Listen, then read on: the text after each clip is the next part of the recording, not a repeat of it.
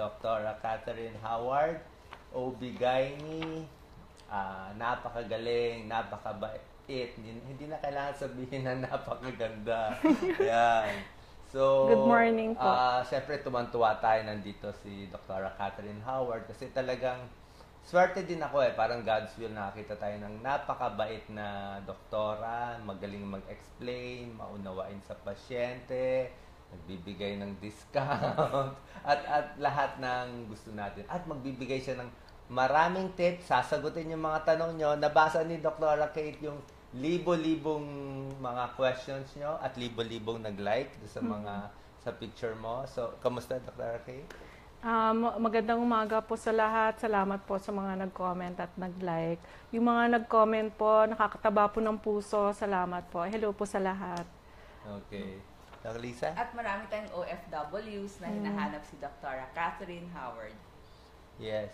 I think patients mo all over the world na ngayon. Mukha nga, Doc. Minsan as far na rin, may ako ngayon bago, tiga Switzerland pa. Switzerland, follower natin. Follower po. Tapos pina-check up niya yung kapatid niya. Pagdating ng kapatid para magpa-check up, at gusto daw magpa-picture sa akin at fan daw. Meron pang karato lang gano'n na hello to Debbie, di ba? Pero tingnan natin. Nakakataba po ng puso. Salamat po. And ang daming mo na nga nakakwentong mga good experience with patients. Siguro kwento mo, Kate, yung kinakwento mo kanina about yung sa kailangan yung concern syempre sa pasyente at yung katulad ng ultrasound lang na sinasabi mo. First topic kasi natin ngayon, tips sa babae, vaginal discharge, regla, problema, hindi nire-regla, so dinudugo. Problema sa pagtatalik, bukol, myoma, kung ano nung bukol sa katawan. Pag-usapan natin dito sa first part. Kate, yung sinasabi mong ultrasound na may isang patient ka na virgin, paano ba yun? Opo. Definitely, pag may problema ang babae, whether sa menses, naging irregular, or may bukol, etc., kailangan ng babae ng ultrasound. Now, depende hindi na depende bale sa edad, but minsan being a virgin or not a virgin. Pag virgin, usually we advise transrectal ultrasound. Pag hindi na virgin, transvaginal ultrasound. But there are patients, doctor, na ayaw nila yung pakiramdam na transrectal or sa puwet idadaan yung ultrasound. Bakit pumapayag kailangan sila nila na transvaginal? Kaya rin siyempre maraming babae masakit ng puson. Bakit kailangan sa vagina or sa puwet at hindi na lang sa tiyan? Opo. Sa pag-trans-abdominal ultrasound kasi, minsan ang babae maraming taba sa tiyan. So dahil sa makapal ang taba, mahirap na hanapin. Although makikita naman po ng radiologist ang matres at ovary, pero baka hindi mabuting makita. That's one. Two, kailangan pa po, Dok, painumin na maraming tubig para lumaki yung pantog o yung bladder. Para yun yung pinakamagiging mirror niya para matsilip yung uterus. So, the patient would be waiting 30 minutes to an hour. Yung talagang wiwing-wiwi na, tsaka po mapapa-ultrasound kung talagang nawiwiwi na yung patient. Pipigilin niya bago po siya i-trans-abdominal ultrasound. Pero as a virgin kunyari, or usually mga teenagers po or early 20s, yung wala pang karanasan, ang ginagawa namin mas gusto namin transrectal ultrasound. Lagi ko sinasabi sa pasyente, sa puwet dadaan. Ang probe na na gagamitin, malaki po siya. Pero yung ultrasound probe, ang hawakan po lang niya, yung mahaba. Pero ang ipapasok po, mga ganito lang siya kanipis. So kung ito yung puwerta, wala pa dyan yung puwet so banda dito yung puwet. So kung dito yung puwet, dito po ipapasok yung probe, idadaan sa rectum, at doon na makikita, para po siya actually vagina. Kasi kung titingnan nyo, yung vagina, itong vagina at itong puwet, itong rectum, ay manipis lang po ang difference. So pag sa transrectal or dito sa rectum dinaan ang probe, mas madaling makikita yung matres at yung female organs makikita. Pag transvaginal naman, easy lang. Walang kailangan na uminom ng tubig pag dinaan ang probe, papasok lang at kitang-kita na lahat ng female organs. So makikita kung may myoma, may Yes. bukol, gaano Yes. kalaki, malinaw na malinaw. Yes. Siguro ang advice Including lang menses for din. yung mga kababaihan na wala pang experience, so sasabihin nila sa radiologist, gusto ko transrectal lang. Yes. Di ba? Or minsan po, karapatan ng pasyente. karapatan ng pasyente para mag-choose kung saan buo yung loob nila na ipagawa yung ultrasound. Kasi kung ang pakiramdam nila nakaka-violate po ang pakiramdam even actually a transvaginal ultrasound, parang feeling violated ng pasyente. Pero pag as doctors, kaya po natin i-explain sa pasyente na pag pinagawa natin, other than being relaxed, dapat trusted natin yung doktor na gagawin yung tama. Pag wala pang eksperyensya or virgin, mas mabuti pa rin transrectal kasi lalo na kung hindi makita ng transabdominal. Kung maliit lang, let's say, yung matres, mas mabuti talaga na transrectal ultrasound kasi hindi siya kasing nakaka-violate kung transvaginal yung ginawa. May pasyente kasi ako, Doc, iyak siya na iyak sa akin. Nakilala niya tayo sa programa ninyo. Bakit siya ako, kasi yung nakilala daw niyang doktor, pinipilit daw siya na transvaginal. Same lang daw yon. She's a 42-year-old virgin. Yung menses niya talagang buhos. Ang hemoglobin niya, 56. Nung nakuha ko, so very, very anemic. Severe. Hindi, Doc, makapal yung lining and the possibility of RASPA, even with a virgin. May mga pasyente na rin po ako na nakita. Kahit po virgin, kailangan minsan raspahin. Ang kailangan lang po ninyo kasi is to trust your doctor, lalo na kung in-explain sa inyo ng mabuti kung bakit ninyo kailangan raspahin. Meron kasing certain measurement yung lining ng matres kung kailan kami kakayanin na magbigay ng gamot para ma-regulate ang mens or pag kailangan raspahin kasi importante. Bakit? Meron po, Dok, ako na siguro may nakita akong 3 pasyente. Siguro explain natin, Kate. At bakit may raspa? Anong sakit to? Bakit kumakapal? So, this is vaginal bleeding. Yes. Malakas yung regla. Kahit hindi menses, dugo ng dugo. Opo, Tapos, as in blood clots. sabi mo, kumakapal yung matres. Yung lining po, yung endometrium. Yung loob ng yung inside niya dito kumakapal. Opo. So, ito, Doc, pwede dito. So, bakit raraspahin? Opo. Anong sakit yun? Opo. At Doc Lisa, ayan ang tagahawak natin, Ayan. si Doc Lisa. Ito kasi yung sa loob ng matres, para maulit natin, ang matres, ang ovaryo, at yung fallopian tube. Sa loob ng matres, ang tawag natin dito sa lining is endometrium. Dito kumakapit ang placenta ng bata pag buntis ka. Ito yung muscle, at ito naman yung sa serosa ng uterus. Ang sinasabi natin, pag nagkaroon ng problema sa regla, ang nangyayari ito kumakapal. Ang normal kasi, every month, pag ito kumapal, magiging mens lang, ninipis ulit. Ang abnormal is, ang menses na kung dati 3 to 4 pads lang, ngayon doble, may blood clots pa, nakapampers na, etc. Ganun usually ang sinasabi ng pasyente. Pag ito makapal, usually ang reason yan, endometrial polyp, hyperplasia. Ang hyperplasia, iba-iba. Pwedeng simple, pwedeng complex. Dahan-dahanin natin, Kate. Ano yung endometrial polyp? Ano yung hyperplasia? Isa-isa. Kasi iniisip ng nakikinig, ako ba yan? Meron ba ako niyan? Opo. Yes. Yung mga yun kasi, Doc, malalaman na lang natin yon by ultrasound. By ultrasound, minsan, ang endometrial polyp, para siyang tissue. Ito, makapal na, tapos minsan may tissue pa na parang nakausli. Para siyang parang laman dito. Opo, may mga laman na Hindi nakausli. siya cancer? Hindi cancer, benign. Ano po yan usually yung pagkaka-explain ko sa pasyente, may spectrum. Yung banda dun sa dulo ng spectrum, pwedeng cancer. Yung dulo ng spectrum naman is baka naman hormonal imbalance lang, polycystic ovaries, pwede naman gamutan. Yung lining na to, usually mga 1 cm down, minsan kaya namin kahit doc medical lang, nagre-regulate, numinipis na siya, nagno-normalize. Pero pag kung naging makapal na minsan, pwede namin try medical. Kung ayaw, ganun pa rin yung pagdudugo, minsan kailangan namin raspahin. Usually above 1 cm, kailangan namin raspahin. Mga 1.2 cm na ito, yung pagkakapal. Kasi Doc, ang normal, 0.5, 0.4, 0.5, 0.6 Bakit cm. kailangan raspahin? Ano ginagawa sa raspa? Bali, papantayin nyo, Doc, yung pinaka-lining niya. Usually kasi dapat ito makapal. Yes. Pag polyp, niraraspa, saan pinapasok? Ano yun? Opo. Metal? Tapos paano kinakayod? Masakit ba? Opo. Kasi, Doc, kunyari, di ba, yung lining hindi pantay. So, even yung bleeding mo, hindi rin pantay. Palya-palya siya. Pag DNC, ang ginagawa, may speculum kami or retractor para bubuksan. Siyempre, naka-anesthesia, dapat walang sakit.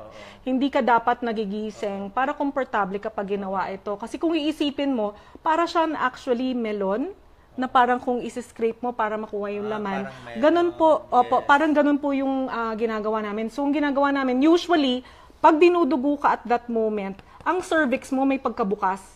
Meron kaming mga, parang ganito siya, mas manipis dyan, para siyang may spoon, may butas sa gitna.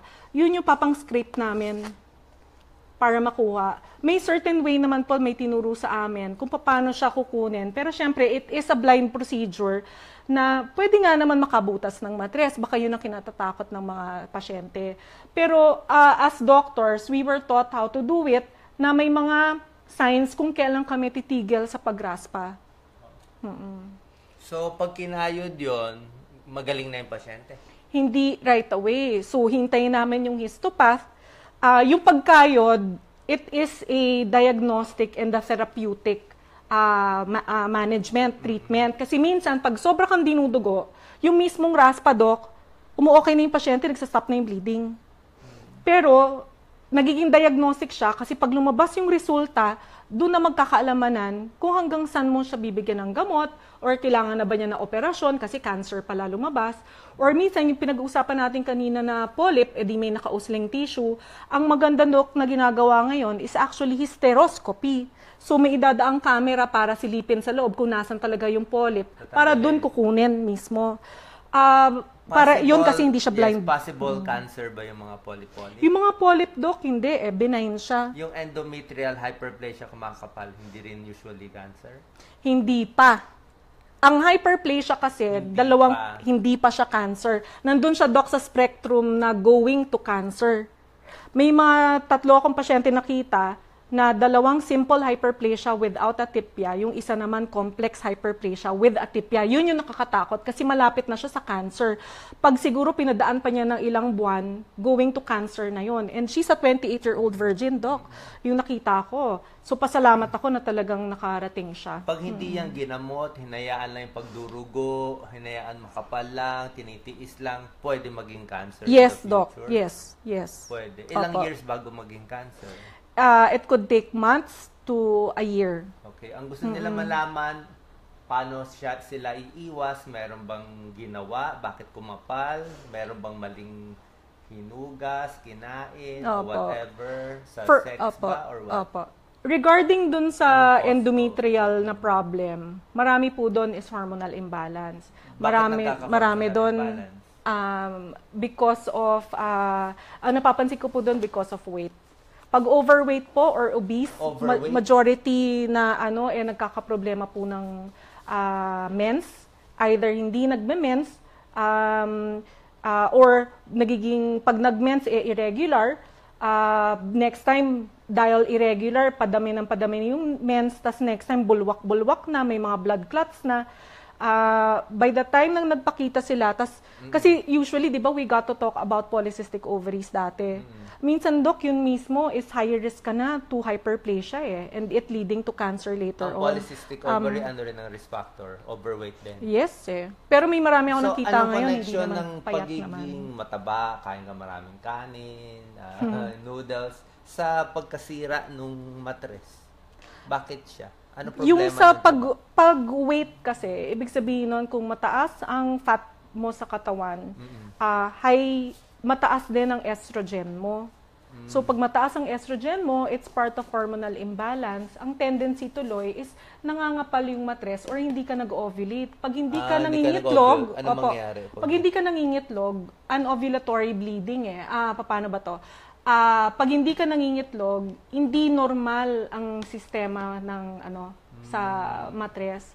Oo. So, nag-iiba-iba.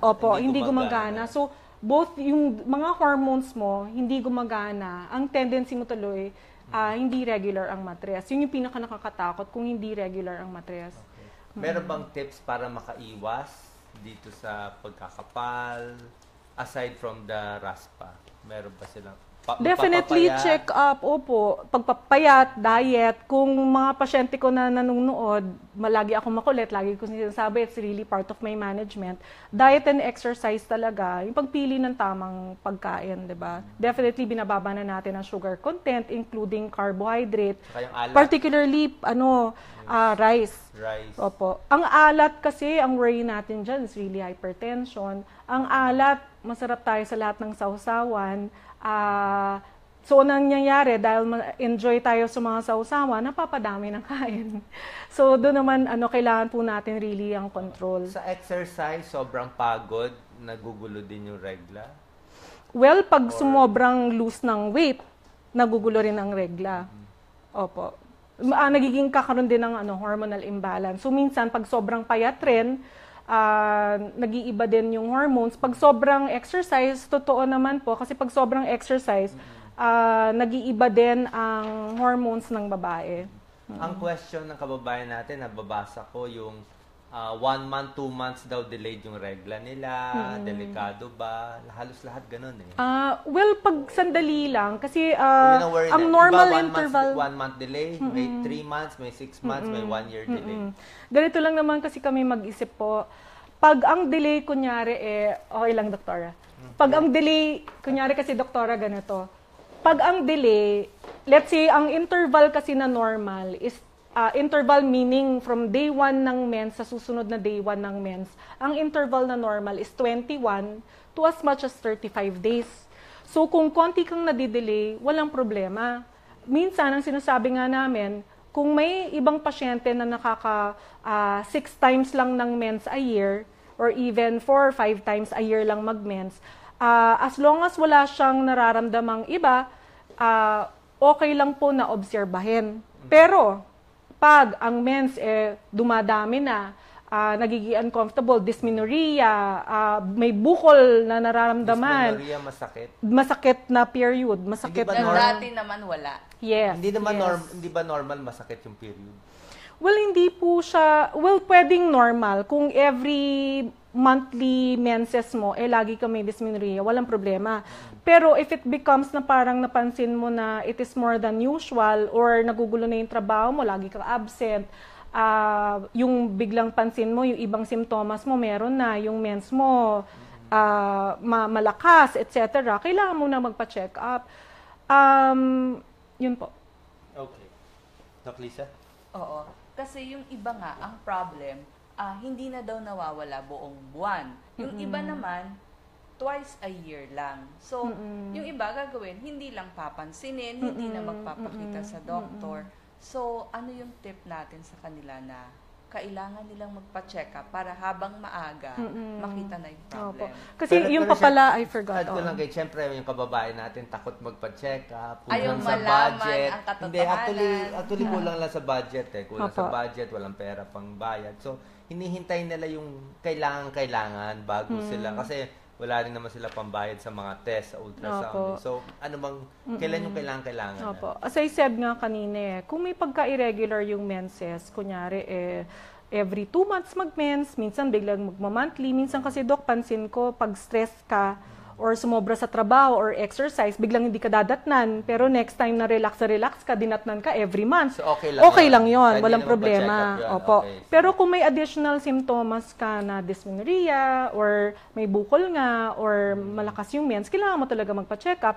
And kung let's say feeling mo normal naman, paminsan-minsan lang nagpapalya ang mens, pero nag-worry ka, kailangan mo ba ng check up or not? Ang tanong, bakit ka nag-worry? Dahil gusto mo mag-baby? Nakuha niyo ako? Kasi kung may mga points kayo na iniisip, like gusto mo mag-baby, irregular ang mens mo, di syempre magpa-check up na para magbuntis. Kasi definitely may hirapan ka magbuntis pag hindi regular ang mens. Okay. Later, pag-uusapan natin, kaya ni Dr. Kate yan, yung hirap magbuntis, gusto magbuntis. May tips ba tayo sa babae nagre-regla, like sa hygiene, ano ba maganda? Sanitary napkin, tampon, whatever. Diba meron mga bawal? Yes. Yes, ano opo. bang Pwede basic? maligo. Pwede Oh, maligo. definitely, pag may mens, dapat po lang ang hygiene natin is dapat po maligo. Definitely regular pagpalit ng pads kailangan. Ang tampon, we're not very happy with tampon kasi pag nakalimutan ng tampon sa loob, pwede tayo magkaroon ng mga infection. So, pwede to umabot even with the pelvic inflammatory disease, yung mga PID. So, nakakatakot minsan kasi pag naglagay ka ng tampon, hindi advisable. Opo, yun Paano po yung sa parang mga- pad yes, pero maraming pinapasok sa kabataan vagina. natin yun ang gusto. Yung parang pad lang na maliit, parang Kasi ang feeling siguro kasi nila is hindi nila nararamdaman yung flow. But pag nagkalimutan, doon nakakatakot, pwede po siya ikamatay pag naiwan po ang tampon. So, ilang hours lang pwede yun? Definitely, depende po kasi sa flow. Baka If you can 2 change hours it lang. every 3 to 4 hours, mas mabuti. So, yung pad pa rin pinakamaganda. Opo. Pero ang pad kasi is ganun din. You change regularly depending on comfort and flow. Kung masyado naman na pumipili ka na ng pampers, sala magpa-check up ka na hindi siya normal na naka-pampers ka.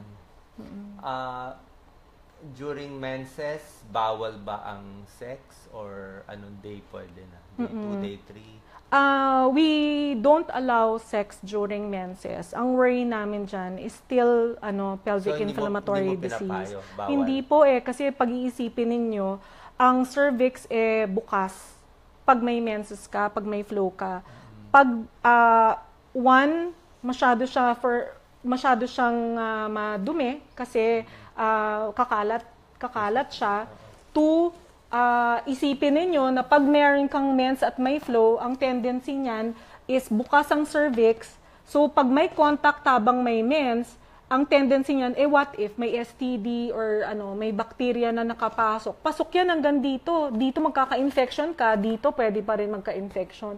May pasyente ako, doktora, akala nila STD. It turned out nung kinulture, E. coli, Escherichia coli, which is a bacteria galing sa may puwetan. Ang lapit-lapit lang. Paano napunta? Well, I guess because of play during sex. The penis naman of the guy is outside the body So, pwede na because of sex, nadidikit ang penis dyan or by fingers, etc. na pwede mag-lead dito once nagkaroon ng sex. Ano naging sakit niya? Naging PID. Nagkaroon ng infection sa buong ito. Kumalat She had to be admitted for 3 to 5 days and given ng mga antibiotic via IV sa suero. Hindi na siya mabubuntis. Mahirapan na. Pwedeng mahirapan, depende kung paano Pag naagapan. PID, nasisira itong fallopian tube?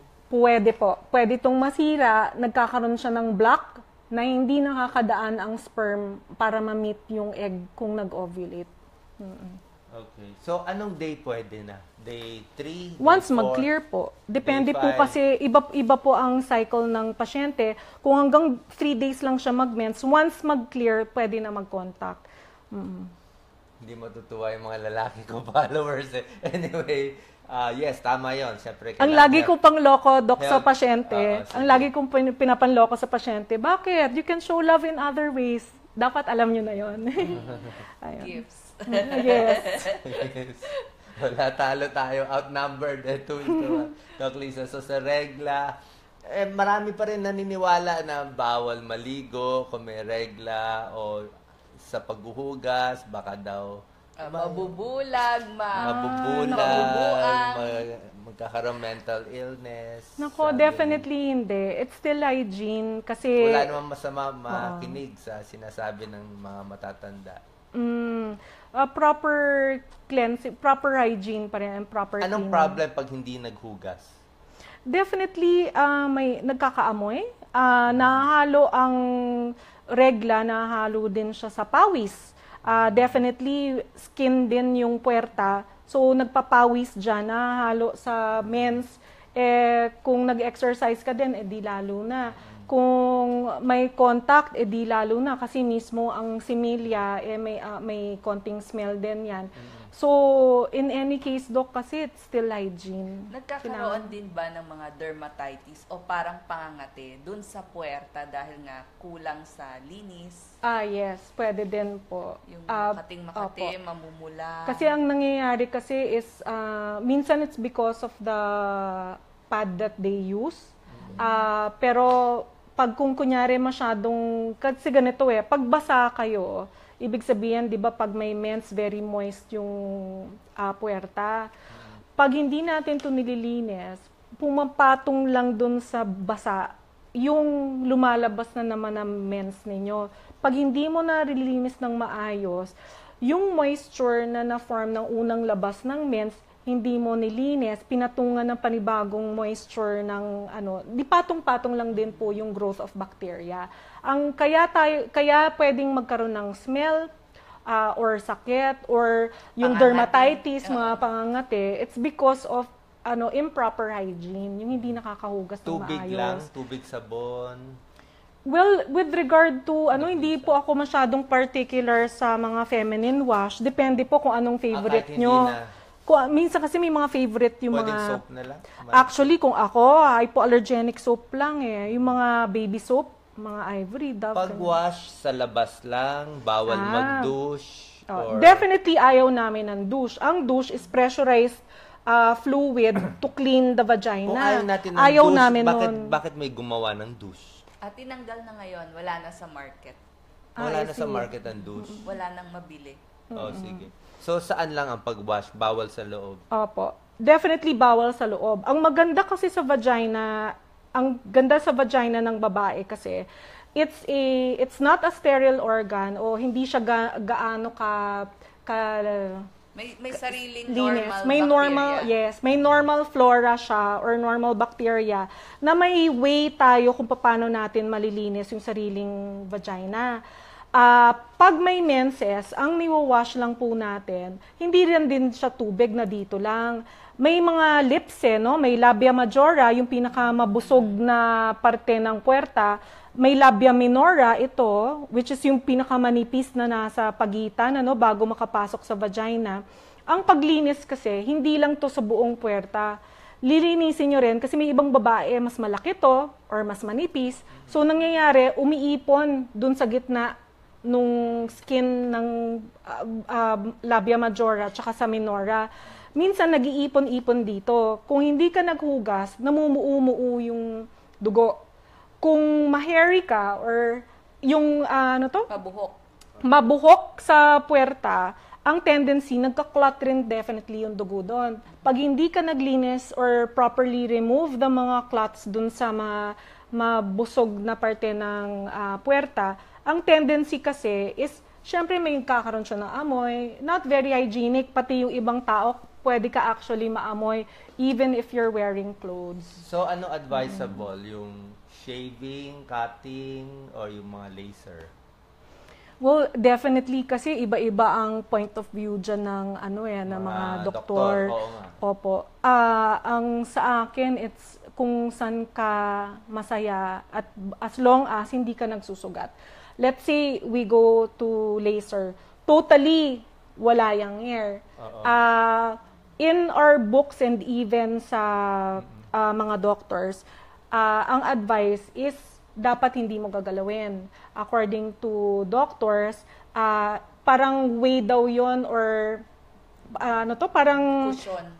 Well, other than caution, doktora, para daw iwas infection. Opo. Pero sa mga itong 12 years of practice ko kasi, for me, equal lang ang possibility or risk of infection whether may hair ka or wala.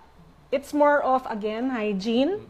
Kung sino ang nagiging partner mo o ilan ang partner mo, whether may hair ka or wala, yung pagiging pili mo, let's say, sa partner or paano ka naguhugas, etc.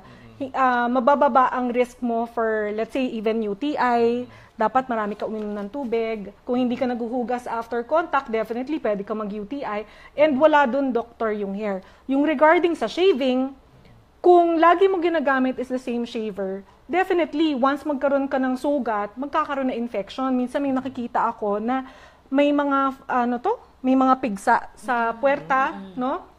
Na pag tinanong ko, it's because of shaving. Nagmamadali mag-shave, nasugatan, the next day or 1 week na, same shaver pa din. O definitely, if you use a different shaver, let's say every time, I don't think, definitely may mga gasgas. Pwede magkagasgas kung hindi ka maingat. So medyo delikado yung shaver. Kailangan ingat o wag masyadong i-shave. Oo. Or siguro maganda is the Cut cutting, the clipping. Kasi mas malinis siya tingnan. Pero sa akin kasi, doktora, parang to each his own kung ano po ang mas buo sa pasyente. Yes. Yung Proper hygiene lang. Problem din, yung mga diabetic, lagi daw makati ang puwerta nila. Talagang ang kati-kati daw. And yung mga menopausal, yun din ang problema nila. Ibang idea naman yan. Depending sa age, when yung say menopausal, ang tendency nila, nagda-dry na rin itong parting to. Ang usual ko na sinasabi is yung may moisturizer na soap, or mayroon pang isang feminine wash, may moisturizer din, or going organic para may moisture, kasi syempre hindi naman naglalagay ng lotion sa puwerta. But may mga pang-wash naman na pwedeng pang-moist, and increasing fluid intake. Regarding naman sa diabetes na nangangate, ang tanong, pag hindi properly treated yung diabetes mo, definitely hindi lang doktora sa puwerta ang may itch. Even sa katawan mo, may mga itch ka din. So, it's proper handling din. Health pa din, health, and increasing fluid intake. Okay. Maraming salamat. Marami pa tayong topics. Doctor, parang nasa clinic mo kami. Parang nasa clinic lahat. Feeling ko, Doc, nagko-coffee lang tayo. Nagko-coffee lang tayo, pero sobrang kadaming views. Basta nandiyan ka daming views. Pag kami lang ni Doc Lisa, shoot up agad ang views. Shoot up agad ang views. Pag-usapan natin vaginal discharge at yung safe lang, normal na vaginal discharge. Ano naman yung parang STD na iniingatan. Kahit dito tayo, Dr. Okay. Yan. Okay, ang tangkad ni Dr. Kate, grabe. Magkasing tangkad lang tayo, 5'8", Doc. 5'8". Nako, Doc Lisa, wala na. Wala. Sorry. Kulang sa star. Kulang sa star, 5'8". Ah. Kaya niyo ba yan? 5'8" si Doktor. Yes, Ayan. ano normal vaginal? Okay. We go sa normal muna. Ang normal vaginal discharge, depende rin yan sa cycle ng babae. After ng mens, kukonti pa lang ang discharge, usually white or light yellow, depending din, Doc. Depende din kung, depende rin actually, yan na naman ako sa fluid intake. Ang pansin ko, minsan takot ang babae na bakit daw ang yellow ng discharge niya, wala namang amoy, wala namang makate, wala namang dugo. Pag nakita ko, no, in-examine ko siya, walang amoy, walang dugo, or walang pangate. Pag silip ko, ang tanong ko kagad, pag nakita kong yellow, marami ka ba uminom ng tubig? Usually, sinasabi nila, konti lang. So, dapat ang discharge whitish? Whitish to light yellow, depende sa fluid intake. Pwedeng light yellow, normal pa rin yun? As long as walang smell. Gano'n ka light yellow is a light yellow? Minsan parang ganito siya, Doc, para siyang ganyan. Basta may konti lang na color May konting color. Opo. Hindi pa siya infection? Hindi pa.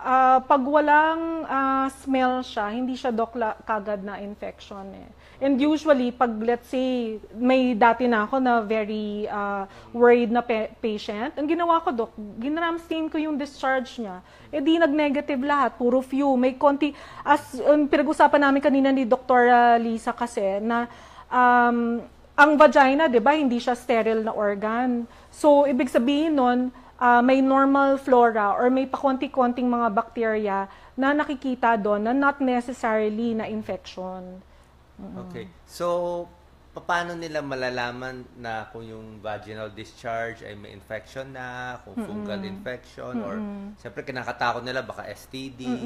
Usually nga, pag dumarating ang pasyente, gusto na nila kagad awayan yung asawa kung may nararamdaman sila. Usually, sinasabi ko, wag nyo muna awayin. Tingnan muna natin, i-test muna natin kung anong meron ka. Pag nagkaroon ng positive, at saka natin kausapin. Kausapin. So, paano malalaman siguro starting from outside na muna.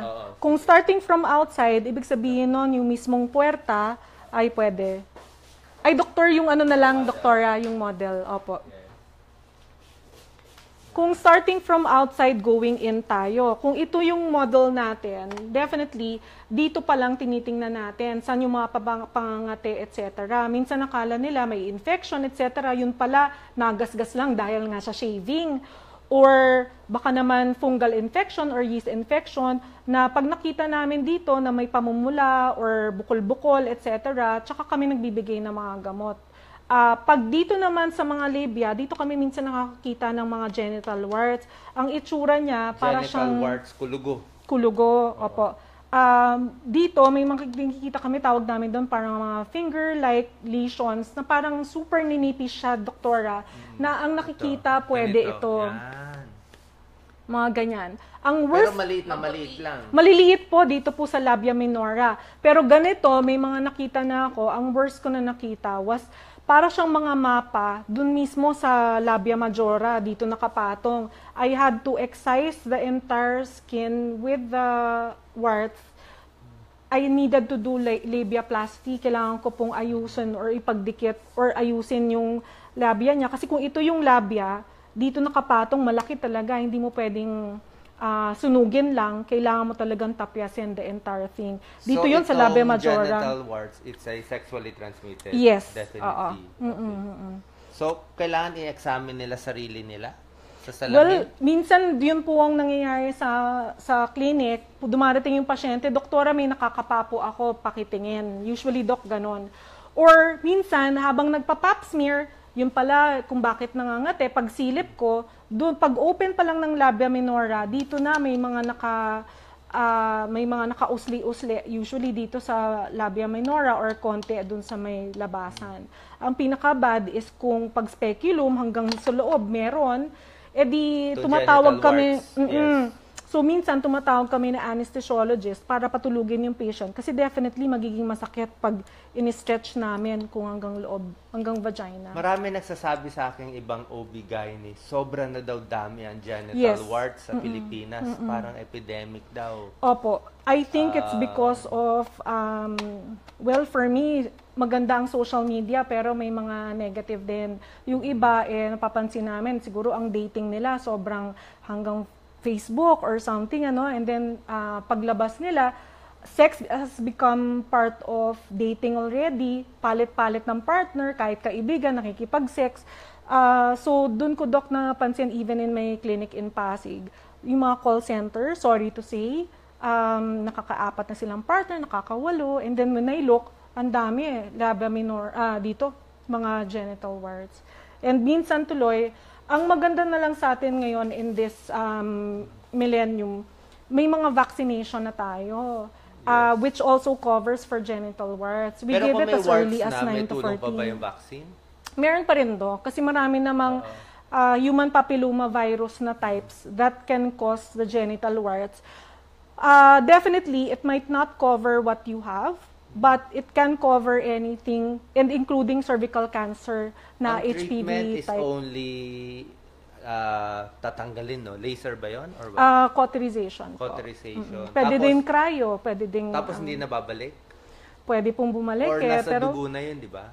that's right. Opo. Pero ang pansin ko, once I give them vaccination, nalilesen yung recurrence rate. May way ba yung mga lalaki, babae na maraming partners or may partner, may duda sila? Paano nila malalaman na yung partner nila safe at walang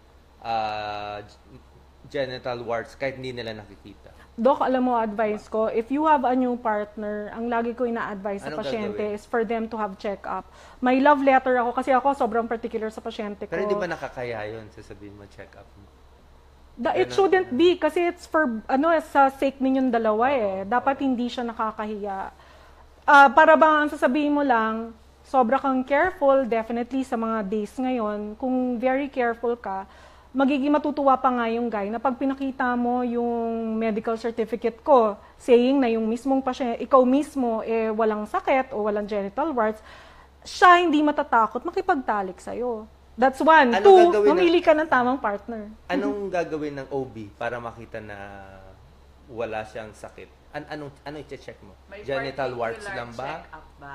Usually, doktora, definitely all women needs pap smear, diba? Okay, When pap I smear. do pap smear kasi, I check everything na. And then I tell patients, uy, mabuti naman wala ako Sige nakita. nga, ano dito ang chine-check na parang Paghiga ng- saan pwede tumama yung sexually transmitted? Sabi mo dito sa labas, sa loob, Opo. parang kulugo, ano pa Opo. ibang yung discharge na madilaw, maamoy? Yes. Ano pa So, ibang pag nag-check ako ng pasyente, di higa ka sa table, nakahiwalay ang legs, no? Nakaspread ang legs, tinitingnan kagad namin yung labasan. May pigsa ba? No? Baka Okay. minsan yung pagkamot o pag-shave, nagkaroon ng sugat. Wala naman. So, STD na ngayon ang hanap ko. Yung labia, ito, what if may warts? Or yung isa pang nakita ko, herpes, no? Ito. When you say herpes, meron din lahat yan, tayong Dok, herpes sa tinitingnan atin. ko na, opo, ito. Alam nyo, Dok, yung mga mouth sores, mga singaw sa bibig, makakakita kami sa puwerta ng genital herpes. No? Para Para siyang siyang singaw. butlig-butlig. Hindi lang siya, Dok, butlig. Para siya talagang singaw na basa, na masakit yun, na pag nag-contact ka, masakit, na hindi siya parang may singaw sa puwerta? Yes. Okay. Minsan, Sa loob, sa labas? Sa labas po usually dito, sa may labia. So, pag konti sa hinawakan vagina. nila, masakit yun? yan. Masakit. Even Hindi contact gumagaling, masakit. hindi gumagaling. Hindi gumagaling. Pag walang gamutan, siguro gagaling siya in 2 to 4 weeks. Pero, syempre, masakit yun. Hindi nakakaupo, hindi nakakatulog, hindi mo na masuot yung panty or yung pants mo, ganun siya, Dok, kasakit. Pwede siya, Dok, magdikit-dikit, nagkukumpulan sila. Yung herpes? Opo, but may antibiotic naman for that. May binibigay kami na antiviral. Okay. Tapos, yung yan na, herpes. Tapos sa loob, ano naman titingnan? Pero Doc, can I say ba, Yes. may 2 kinds of herpes? Yes. May type 1 and type 2. Ang type 1 is oral. Type 1, oral herpes. Ang type 2 is genital. Type 2 yon. Bakit ko may differentiation? Yung oral kasi, kahit makipagbeso-beso ka, kung may sugat dito nagkakaroon ng mga ulcer dito. Sa labas. Mga singaw-sangaw. Pag nakipagbeso ka, definitely kuha mo yon. Pag nakipaghalikan ka sa tao na may sugat sa bibig or sa loob, kasi Doc, yung mouth sore, hindi yan herpes. Yung herpes, dito yan sa labas. Sa labas. But the thing is, it becomes an STD, yung type 2 sigurado tayo STD. Yung type 1, pwede maging STD kasi pag nakipag-oral sex. Okay. So magkakaroon siya ng singaw, doon sa baba, may pasyente akong ganun pinagagalitan, nag-aaway na sila ng asawa niya. It turns out, nung pinatest ko yung dugo, nag-positive si girl sa type 1. Ibig sabihin nun, nanggaling pala kay girl yung herpes, kinis siya ng asawa niya, kinis siya sa baba, lumipat yung type 1 sa baba. So, binigyan ako ng cake noon nung Christmas. Binigyan ng cake. Opo. Okay. Ibig sabihin nun, hindi sila Ilinaw ko lang konti kasi very sensitive mga Opo. followers natin Yung singaw na normal na singaw na nasa loob ng bibig, alam niyo yun, di ba? Yung singaw dahil may sira yung ipin, nakagat. Hindi yun sexually Hindi yun. transmitted disease. Ang sinasabing herpes, yung parang butlig-butlig na minsan nagiging sumusulpot basa. dito. Opo. Tapos- Nagka-crust. Pero Nagkakaroon ng pwede namang hindi sexually transmitted yun, di ba? Pwedeng mahina lang yung katawan. may immune system, May immune mahina. system. Opo. Oo. Kahit sa beso-beso nakukuha siya, hindi siya STD agad-agad. Oo. Ang type 2 Yung ang nandito, STD. ang Oo. binabantayan natin. Opo. Yes. Tapos ano pang binabantayan sa loob? O Okay. chine-check mo? So, yung sa labas, nakita natin, both, no? Pag yeast infection, minsan nakikita namin dito, may puti-puti. Yeast Buo-buo infection. na discharge, lumalabas. Dito pa lang, pag open mo pa lang ng lips, kita mo na Ang yung yeast discharge. hindi sexually transmitted? Hindi. Sa panty liner, ganon? Pwede. Nakukuha. Or Not parang necessarily. nakukulog? Well, that's a possibility, but usually ang pansin ko po especially itong weather natin na init-lamig, Oo. no, pag nakukulob or too much moisture, tapos let's say nag-exercise ka, hindi ka naghugas, no, pawis, everything, yung yeast infection na pwede nating nakikita na normal inside the vagina, yung candida cells, pwede siyang dumami and can cause infection. Doon tayo nakakita, alam mo, Doc, yung mga parang kesong puti na lumalabas. And usually, this is very, very itchy. Pag tiningnan nyo yung sa pipi, ang nangyayari, very, very red tong lahat. Keso puti. Tapos may kesong puti na lumalabas na discharge, buo-buo yun. Parang Tapos, very red. very red. So, pwedeng fungal infection yan. Pwedeng fungal infection. Minsan, pag nag-try ang patient na magkaroon ng contact, sobrang painful yon kasi dry. Dry. So, ang gamutan yung mga suppository na kailangan magpa-check talaga sila. Suppository, minsan ang bigay, pero minsan namamahalan ako. Ang binibigay ko, meron namang oral na medicine na binibigay namin na mas mura. Pwede na yun. Mga fluconazole, mga ganun, itraconazole. Tablet. Okay. Mga sige. tablet. Pero yun nga lang yun, bawal sa buntis. Hindi siya over the counter. Hindi po siya. Okay. Opo, kailangan po tingnan kasi yung iba, pag nagtatry ng over the counter, yun pala what if. Underdose. Yung vaginal, pwedeng underdose, pwedeng tinitreat mo lang yung yeast infection when actually may bacterial component. Meaning, baka may bacterial infection nakahalo ng yeast infection. So, minsan ganun, kailangan mo talaga magpa-check up agad. Sa Philippines, parang marami ng balita number 1 na tayo sa pagtaas ng HIV/AIDS ngayon.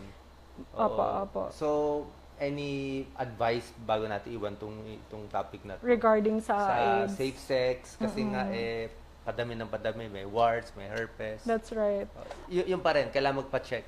Kailangan pa rin magpa-check siguro kung yung worried babae, ka. yung lalaki, pareho. Both of them, Doc. Both pa din.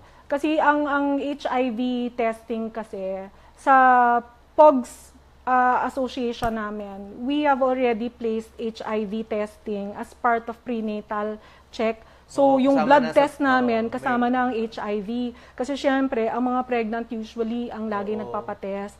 Pero ang recommendation talaga niyan is lahat tayo magpapatest ng HIV kasi it's for our own good rin. May mga gamot naman for it. Minsan natatatakan lang din yung tao pag nasabihan kang may AIDS, 'di ba? Parang takot na takot ka. Importante lang din kasi syempre it's also for our health. Bumababa ang immune system mo pag hindi mo alam. Definitely the proper choice of partner talaga at hindi yung basta-basta na nag-change ka ng partner right and left. Another topic bago natin iwan tong part 1, yung about myoma and bukol. Marami nasasabihan, may myoma, may bukol, kailan inooperahan, kailan hindi inooperahan. Opo. May nabasa akong comment kahapon.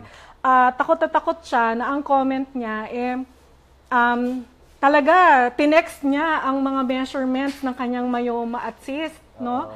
Yung myoma niya, ang myoma kasi, tumor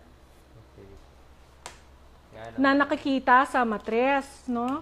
So, yung matres kasi is made out of muscle. Yung muscle ng matres, nagkakaroon ng mga tumor, depende sa size. Ang hindi namin inooperahan kung ang mismong myoma 1 cm lang, 0.9 lang, no? Yung mga 1 cm, mga ganyan lang yun kalalaki. Or 2 cm, no? Nagkakaroon lang ng growth, maybe because of hormonal imbalance rin or family history, dito lang natutubuan ng mga tumor. Maliliit, minsan nga kung wala ka nararamdaman or hindi ka nagpa-ultrasound, hindi mo naman malalaman na may myoma ka Ang ovarian cyst naman, maliliit lang din. Hindi namin pinapakailaman if it's below 4 or 5 cm.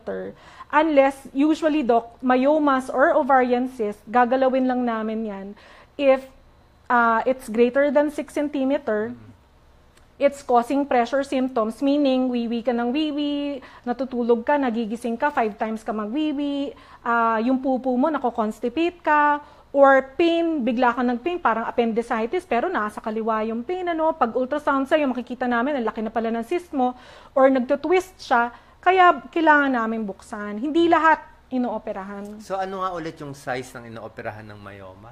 Usually, Doc, 6 cm up. Unless meron akong naoperahan, 4 or 5 cm. Meron ako nakitang may mga nagko-comment na 3 cm pa lang, pinapa-opera na yung myoma nila. May ganun din. May symptoms ba? Kasi kung 3 cm yung myoma, pero dito, ang myoma niya nakapalabas dito sa endometrium, kaya siya dugo ng dugo. Ibig sabihin nun, submucous myoma. Dito, yung growth, instead of dito yung myoma, dito siya nag-grow. Meron nga ako, pasyente, myoma niya, 7 cm, nandito lang, pero okay naman ang mens. May puson nga lang siya. Pero ito, pag once yung myoma, kahit ba 3 cm yan or 2 cm, pero grabe ka naman duguin, pag ultrasound, nandito pala yung myoma mo, then maybe kailangan mo nga ng operation. Regarding operation, ang maganda doon is hysteroscopy kasi dadaanin ang camera dito, titingnan kung nasa yung myoma, dun siya kakayurin para kunin. Less Meron bang invasive. natural way para at least mapigilan yung paglalaki ng myoma sa exercise? Natural siguro wala. Pero may na-attendan ako na symposium regarding medicine na hindi ko pa siya masyadong memorize. Pwede ba? Wag na lang. Yes, I think, Ulipristal acetate. Pero may pagkamahal siya, doktora. Parang 9,000 siya. May bago na na gamot you're taking. Opo, it's like tablet form that you're supposed to take. And it controls kung ang myoma mo is causing bleeding, mga vaginal bleeding. It helps daw. And kung kunyari, let's say, takot pa opera, etc. Or katulad yan, what if 3 cm, tapos dinudugo, that one, I think it can help. So, pag-aaralan pa natin yan. Oo, hindi pa siya... Yung pro and con, yung presyo nung presyo din ito, yung sa mga gamot sa myoma, pampaliit. Pero, I'm sure meron ding side effect kahit pa paano. Meron May pa pro, din. may minsan pa nga, din. siyempre, ininom mo yung gamot buong katawan ng affected. Pero may myoma kasi din, Doc, na tinatawag na adenomyoma. Baka may makita kayo sa ultrasound yung adenomyoma. Ibig sabihin nun, kung yung myoma, dumudugo siya sa loob. So, ang nangyayari doon is nagdidysmenorrhea, sumasakit usually ang puson pag during menses. Pag ganun yung nangyayari or may adenomyosis o yung mismong matres yung nangangapal because of adenomyosis, meaning yung mga endometrial tissue doon pumupunta in between the muscle. Ang minsan, Doc, yun, pwede ko pambigyan ng gamot, pero depending on the size. Minsan nagbibigay kami ng mga injectable, or pagkaya naman ng pills lang, kasi para nga mas mura. Kahit papano, we still try to give yung medicine na mga afford ng pasyente. Injectable. Yes, Doc Lisa. Yung iba kasi, ang laki na ng bukol, ayaw naman daw operahan kasi by age daw. So, ang hirap mag-decide kung kailan o operahan or hindi. Regarding bukol, doktora, kung hindi naman siya symptomatic or walang nararamdaman, let's say normal ang mens, may bukol nga, kung malapit na ng menopause, hintayin na lang natin menopause, liliit rin yan. Pero kung sige-sige yung dugo mo, nagiging anemic ka, severe anemia, kailangan mo ng blood transfusion, then maybe yung myoma natin, nagkukos already ng hindi mo pagka-healthy, na kailangan talaga siyang operahan. Marami namang ways, Doc, not necessarily sa private hospital. Basic summary tips tayo, Kate, bago natin iwan yung part 1, about sa mga kababaihan, sa mga paano maging healthy sila dito sa mga sakit-sakit na to. Well, definitely it's yung diet, it's diet, exercise, hygiene, yun yung paulit-ulit namin sinasabi. Safe sex, increasing fluid intake, very important sa akin. All these things, definitely, yes. May huwag magtatago sa doktor. Oo, maging totoo tayo sa doktor kasi yun nakakatulong sa amin ang lahat ng sagot ninyo.